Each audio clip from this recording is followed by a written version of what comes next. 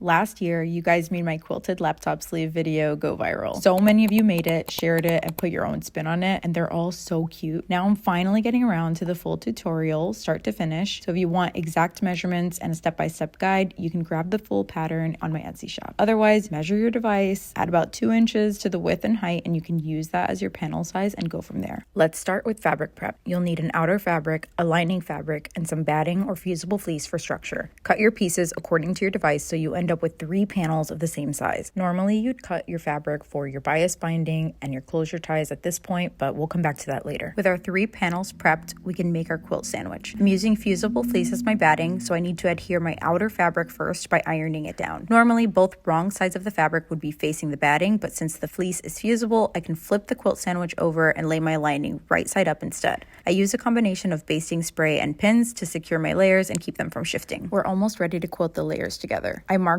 diagonal lines every 1.5 inches and used a quilting bar as a backup to keep the lines evenly spaced. Now let's quilt. Making sure your machine's tension is adjusted for quilting, sew along your marked lines, starting at the center of the panel and working outward to keep the fabric from shifting or bunching. After quilting, square up the panel and trim any excess fabric. If you want rounded corners, grab something circular, like a mug or in my case, a roll of painter's tape, align it with the corner and trim around it. Now base stitch around the entire quilted panel, sewing about 1/8 inch from the edge to further secure the layers. Let's tackle the binding. You'll need 2 pieces, 1 short and 1 long continuous strip made up from a few pieces. First, take your shortest strip, fold it in half lengthwise and press. With the outer fabric facing up, align the raw edge of the folded binding strip with the shortest edge of the sleeve. Clip in place and sew using a scant, that means tight, 1/4 inch seam. Once sewn, fold the binding over the raw edge to the lining side and clip in place. Flip it back so the outer fabric is facing up, then stitch in the ditch along the seam line to secure the binding, making sure you catch the edge on the other side. Okay, now it's time to close up the sleeve. Use your device to measure your folds or follow the suggested measurements in the pattern. With the bottom folded up, sew along both short sides using a scant 1/8 inch seam allowance to secure the sleeve. Now for the bias binding. I'll demonstrate on a different plaid fabric since I didn't cut on the bias for the other sleeve. I wanted the pattern to align, so I don't have it. This part is tricky, but it's totally doable. Start by cutting a large square from your remaining outer fabric. Fold it into a triangle and cut along the fold. Stack the 2 triangles, fold them in half again,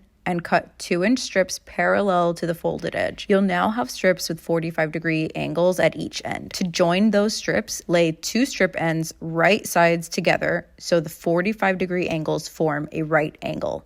I know, it's a lot of angles. Align them so that about 1/4 inch of the tip hangs over on each side, then pin in place. You might have to alternate whether you point the strips facing down or up as shown. It just depends on which strip angle you're using. I usually sew a bunch of strips together, then check to see if I have enough binding with a bit to spare, but you could get more technical about it if you want to. Okay, back to the plaid fabric. Pretend this is our blue bias binding we just cut. First, fold the binding in half lengthwise and press. We're going to attach it the same exact way as our other binding piece. With the outside of the sleeve facing up, align the raw edge of the folded binding with the raw edge of the sleeve, leaving about 1/2 inch to 3/4 inch hanging off each end. Clip in place, making sure your rounded edges are super secured. Sew in place with a 1/4 inch seam. Before securing the binding, fold those overhanging ends towards the inner side of the sleeve. It's a little fussy, but it creates a clean, finished edge. Next, fold the rest of the binding back over the raw edge and toward the inner lining, including those ends that you just tucked. Clip or pin everything in place. I use a ton of clips to make sure I'm really catching the other side of the binding. Finally, blind stitch or stitch in the ditch along the seam line to secure the binding in place. Okay, we're almost at the finish line. Let's make the closure ties. Cut 2 narrow strips using the measurements in the pattern or however wide you want them. There are a few ways to make these. I use a bias tape maker, but you can also press the strips into a double fold shape by hand. Sew a scant 1/8 inch seam along the open edge to secure. I also do a simple folded hem at each end so I don't have to turn the ties right side out. It's much easier with ties that are this narrow. To attach them, mark their placement from each flap edge on the sleeve. Clip or pin them in place, making sure they're aligned evenly. Sew a small square around each tie's end to secure them. Once they're attached, tie them into a bow, and that's it. You have your laptop sleeve. I hope you love how it turns out, and let me know if you make one. Tag me. I'd love to see them.